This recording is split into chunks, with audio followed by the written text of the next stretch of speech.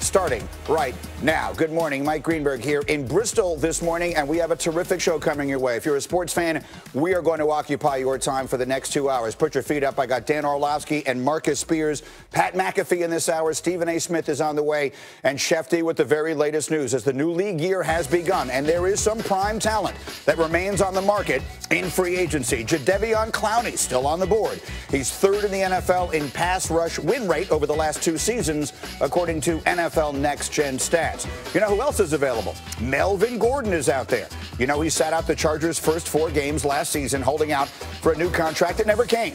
He averaged 3.8 yards a carry when he returned, which was second fewest in his career. And then, of course, there's Jameis Winston. He became the first quarterback to go 30 for 30 last year, 30 touchdowns, 30 picks.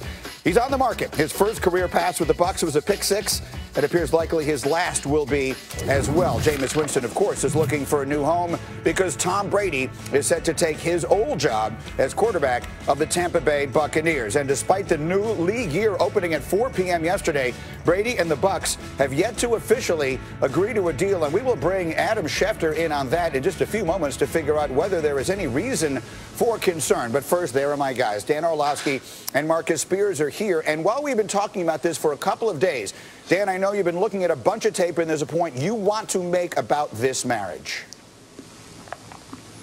Yeah, Greeny, the narrative or the thought process that Tom Brady's arm isn't strong enough to play in Bruce Arians' offense is a bunch of baloney. The reality is this, Greeny, every single tape or every single play from last year that I watched, Tom Brady can show the arm is still there. How about this? Through week 6 last season, Tom Brady was second in the NFL in 20-yard completions, only behind Patrick Mahomes, one of the strongest arms in the NFL. Now, why do I say week 6? That was the last week that he had some form of a combination of Antonio Brown and Josh Gordon. I want to reiterate the fact that if Tom Brady has the weapons to push the football downfield, he absolutely still can. And Greeny, let me leave you with this. From everything that we know about the reporting and storytelling in New England, Tom Brady was kind of shoved out the door, right? He was told, you're not good enough anymore for here. The last time that we saw Tom Brady get told he wasn't good enough was about 20 years ago in the NFL draft, and he went on a 20-year reign of dominance in the NFL. Tom Brady is going to light it up in Tampa Bay. All right, and we'll get Marcus in a minute, but I'm told that Schefter is now ready to go. So let me go to Adam Schefter here, because Schefter, I opened by saying there is still no deal done with Tom Brady. What is holding that up? It's the language in the contract, Greeny, and they've been going over it for the last couple of days because of the complications of the new languages that teams have to use with everything going on, with the physicals that players have to take in independent cities or an independent doctor, and without the players being able to fly to the team's facility to meet with officials, to take the physical there. There are complications that you wouldn't ordinarily have. There's going to be no off-season program. Plus, with Tom Brady, I'm sure the language is going to want to be a certain way. And so for all those reasons and more, the contract still is not finalized. Now, again, there are not expected to be any difficulties here, but it's not done. And when it is done, I would imagine we'll know about it on Tom Brady's social media pages. He'll make some sort of decorated announcement. I'm sure it'll be accompanied by video or whatever it may be that officially declares that his deal is done and he is a Tampa Bay Buccaneer. All right, so the important point to make there is no expectation this turns into a problem, but until it's done, it isn't done. Schefter, stay with me. I want to get Marcus in here quickly. And Swagu, you heard what Dan Orlovsky said a moment ago about the arm strength still being there and Brady's ability to play in an offense that traditionally has thrown the ball downfield more. What do you expect? I expect them to have a tremendous amount of success, G. And listen, these are professionals, man. If the arm strength wasn't there, like Dan just told everybody it is still, then you have to adjust to that. We saw Peyton Manning have no arm strength in Denver, and they adjusted and figured out a way to have a successful offense in somewhat of a capacity. But I don't think it's a big deal. Watching Tom Brady last year when he got Antonio Brown, he threw passes of 20 yards or more when he needed to push the ball down downfield, he did. So I don't think it's anything that they're worried about as far as arm strength. Tom Brady has taken care of himself as like LeBron James has taken care of himself in the NBA. He's put his best foot forward physically, and that's why he's able to play into his 40s. Listen, I know that quarterbacks are protected now, and they have a different, it's a different scenario, a different outlier out there for a bunch of quarterbacks. But to be playing into your 40s is still a great feat, and to be playing at a pretty high level like Tom Brady is, Andrew Brees, who's now in the same division, it says a lot. I'm not concerned about Tom Brady's arm strength. If I was concerned about it, he need to go somewhere where they hand the ball off a lot. They're going to throw the football in Tampa. Yeah, I think you're making a very important point here. I remember so vividly when John Elway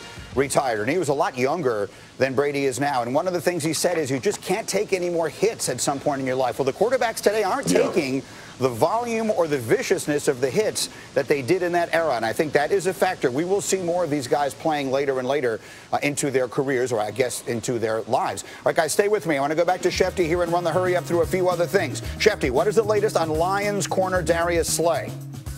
It's a situation where the Lions are engaged in discussions with multiple teams here, Greeny. But here's the situation. Josina Anderson reported the Philadelphia Eagles are one. There are other teams, I'm told, but any team that trades for Slay has to compensate the Lions and has to compensate Slay with a new contract. Now, again, I think something's going to get done here this week, but it's not done yet. All right, there's another defensive back we're talking about. How about former Eagle Malcolm Jenkins? Signed with or is going to sign with the New Orleans Saints. Goes back to New Orleans, which is where he started his career. The Saints always regretted losing him.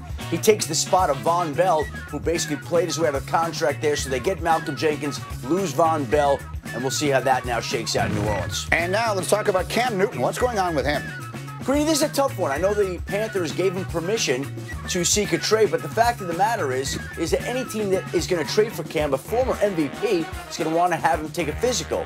Hard to take a physical these days. Hard for teams' doctors to get their hands on Cam. That complicates an already complicated trade scenario. Yeah, this one could be hanging around a while. And then that brings us to Chicago, Schefter, where the Bears are trading a compensatory fourth-round pick to the Jaguars in exchange for Nick Foles, who spent just 1 year in Jacksonville and failed to win a single game while he was there after, of course, having the incredible run in Philadelphia, led the Eagles to the Super Bowl. You don't need me to tell you about all the things that happened there. The point is he went to Jacksonville last year to be the starter, and it did not go that way at all. One season later, he's in Chicago, where they just used the second pick in the draft on Mitchell Trubisky a few years ago. So, Schefter, I think the question everyone has is, are the Bears acquiring Foles to be the starter or to be Trubisky's backup? Well, I think the fairest thing to say right now, Greeny, is they are acquiring him with the definite chance to be the starter, right? Look, they're going to bring him in there, and he's got an advantage in an unusual offseason where things are not going to be normal, where there's a chance that players and coaches will not be together in person until training camp. And new players to new systems will have a challenging time learning the other offense. Nick Foles worked with Matt Nagy in Philadelphia. He worked with John DeFilippo on the Bears coaching staff in Philadelphia. He worked with Bill Lazor on the Bears coaching staff in Philadelphia.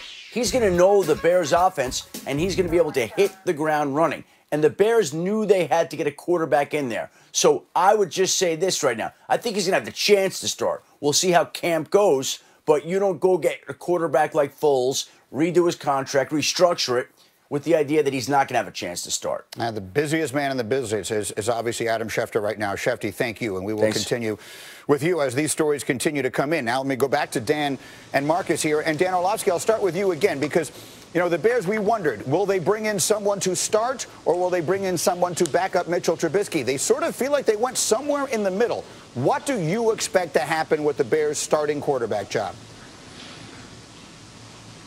I expect Mitchell Trubisky to win this competition and be the Bears starting quarterback, Greeny. And this is a win-win for the Bears total organization. Couple of reasons why. First of all, this move to bring Nick Foles in forces Mitchell Trubisky to put his big boy pants on, to kind of grow up and become the man of the house. It's his opportunity to grab the bull by the horns and say, no, this is my job. This is my organization, and I'm going to become the CEO of the billion-dollar company.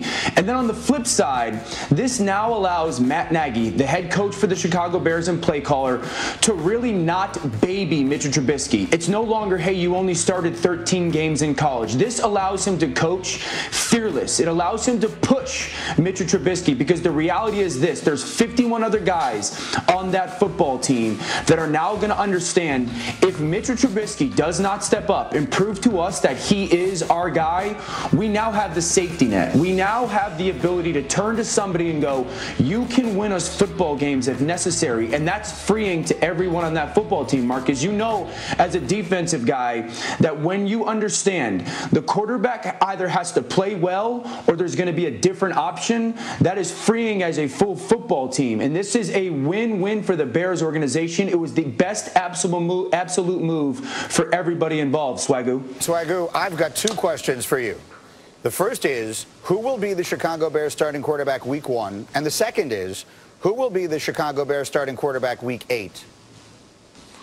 Week 1, it'll be Mitchell Trubisky. Week 8, it'll be Nick Foles. And look, I understand that the competition rate, and I agree with Dan. I agree with doing that to a lot of guys around this league. But I just don't think Mitchell Trubisky is built to sustain the mental part of playing quarterback. We talked about it last year when he was going through the locker room, turning TVs off, and then he was having a little bit of a resurgence. Matt Nagy was trying to have his back. The ownership was trying to have his back. Everybody was talking about him. Listen, they facilitated everything they could to have success for Mitchell Trubisky. When you bring in Nick Foles, question for you guys, what was the last best role we saw Nick Foles in?